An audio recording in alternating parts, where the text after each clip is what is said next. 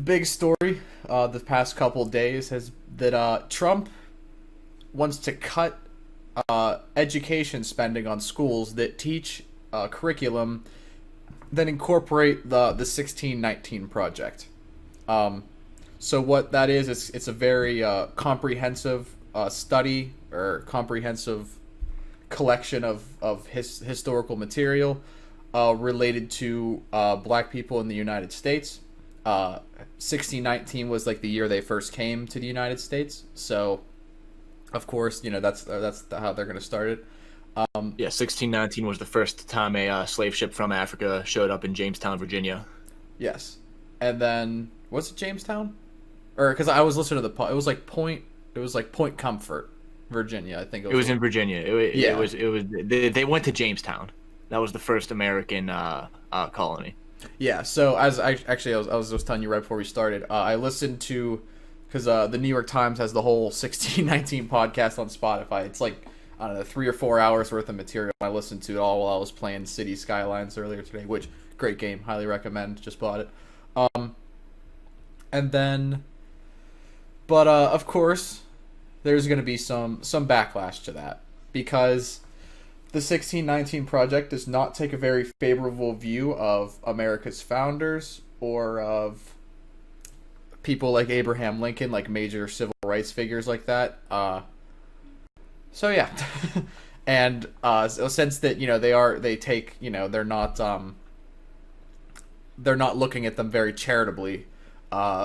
It's been labeled, as you can see here, as un-American propaganda Un-American by the Trump administration, because Trump said the Department of Education is looking into this. If so, they will not be funded. Because it has sensitivity training on things related to white privilege and critical race theory. After he banned that from federal agencies and whatever, because because what we really need right now in federal agencies, in law enforcement and all that kind of stuff, sensitivity training is less sensitivity to race issues. That's exactly what we need right now. And I love how they said that the U.S. Department of Education would investigate whether whether California's as it's because that sounds like something like investigate a drug ring, what's yeah. Yeah, I mean, there's basically two reasons as to why Republicans don't like the 1619 project, and it's not because it's not historically accurate. It's pretty much because it brings racial prejudices to the forefront of history, and it challenges their entire concept of that mythic past. Yeah, exactly, and that's what was one of our big talking points. What's one of the big points of fascism is having that mythic past for you to idolize. Now,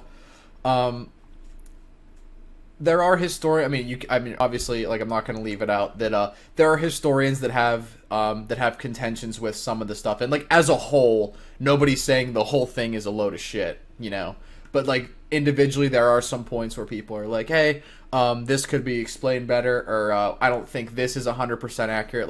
Obviously there are some discrepancies and there are people going back and forth about that, but overall it's it's historically sound, and that's what makes them so mad about it. And are you talking about the fact that they put or some actual prominent historians talked about the fact that they put too much emphasis on slavery in the Revolutionary War, that they implied that the reason that the American colonies revolted from the British is because of slavery. And it is true that Great Britain was considering abolishing slavery in all of their colonies, but that did not take any kind of that was not at the forefront of the American Revolution. That was more about the taxation without representation, and that really shows in the United States Constitution and the Articles of Confederation. There was nothing really in there about preserving slavery. It was more about just getting representation for the equal amount of tax dollar they put in. I think it was there were parts codifying slavery in the Constitution. I'm very sure there are. But I think and Thomas Jefferson was going to put something in the Declaration of Independence, but it wasn't agreed. The rest of the convention didn't agree to it because they had something about getting rid of slavery in there. because I mean, you know, also Thomas Jefferson owned and raped his own slaves as well. But Yeah, he did. the big, as we were mentioning earlier, our reactionary idiot of the week that's going to get their moment of being an idiot, and then we're going to forget about them. Arkansas Senator Tom Cotton introduced legislation that would prevent schools from teaching the curriculum. So he's trying to pass a law in Congress or in the Senate to ban the use of it in schools all across the country. Or not ban it, it's just that any schools that teach it would be exempt from federal funding, which basically means that they couldn't operate. So, like, it effectively bans it. It's not, like, you know, directly banning it, but it de facto bans it, I guess. I mean, it's honestly, if you think about it, it's just a big anti-intellectualist move, because they're not looking at the 1619 project as like a big like deal breaker for schools. This is the party that's always looking to defund education in any way they can, right? Defunding the school, privatizing the school, so that way only the wealthiest people, the highest income earners, are entitled to any kind of education. You relegate all the minorities, everybody who opposes you, to these poorly represented districts, and they aren't entitled to that education. So whenever you get something like this that pops up that gives them a reason to not fund public schools, they're going to take it. You see the same thing with Trump threatening to defund schools that don't send all their kids back. It's not the fact that they're disagreeing with him on certain things. It's just their little excuse to say, okay, now here's a reason to take away your funding.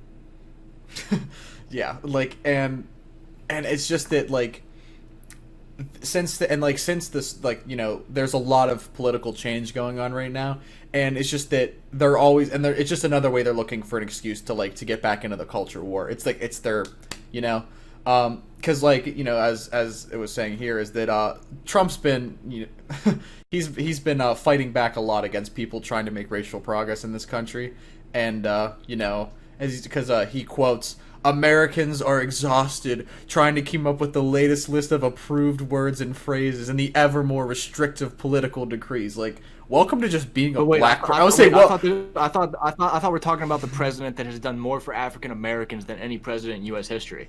Yeah, but I'll say, welcome to just being black, dude.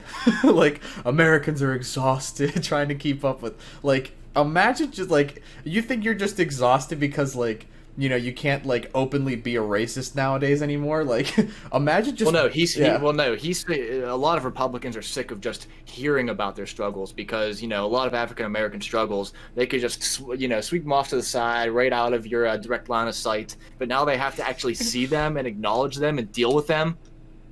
Like, imagine actually being black. I bet you'd be real sick of it. Oh yeah. Oh, see, yeah, because like, exactly, that's the point. Is that, like, they're sick of hearing about. Oh, we're sick of hearing about, you know, slavery and Jim Crow and 1619. We're so sick. Imagine how sick people are of just having to be black in the United States. Like, welcome to the world of the average black person. And they're just like, we want our sons and daughters to know the truth. America is the greatest and most exceptional nation in the history of the world. Our country wasn't built by cancel culture. That was literally in the Republican platform. Teach American exceptionalism. Mm-hmm. Dude, Republicans are giant snowflakes. Look at this. Our country wasn't built on cancel culture, speech codes, and crushing conformity. We're not a nation of timid spirits.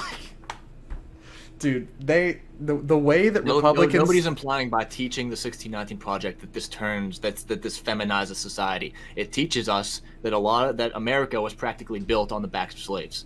Mm-hmm. Like, and that's pretty much like what the 1619 project is going into. Is that, like, we'll get into that. We'll talk about the curriculum of it in our next segment.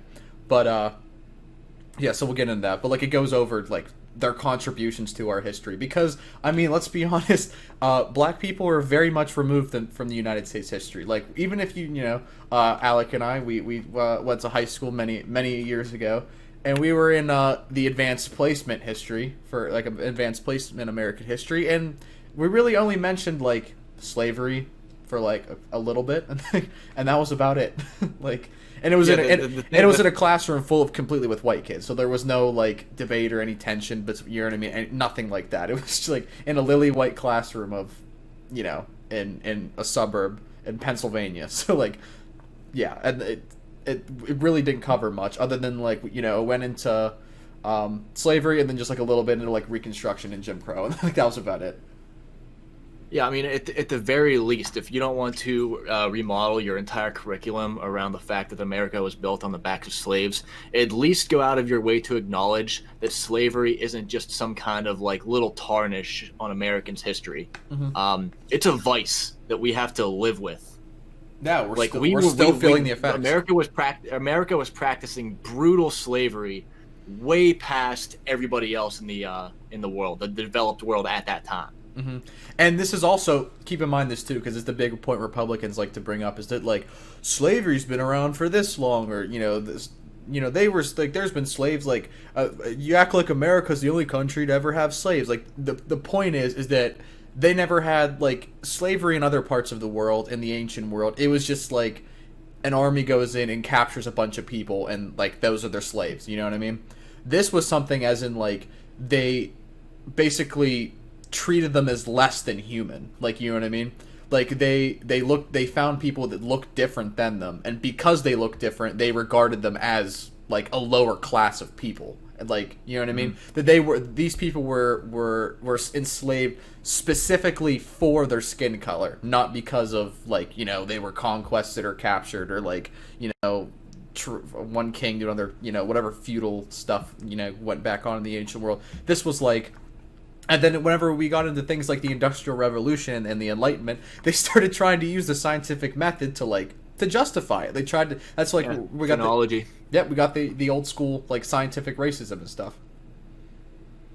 And basically just building off of that, you're seeing the ripple effects of that still to this day. I mean, a lot of the racism that we see in America now is a direct consequence of slavery in the United States back in the 16 to 1800s.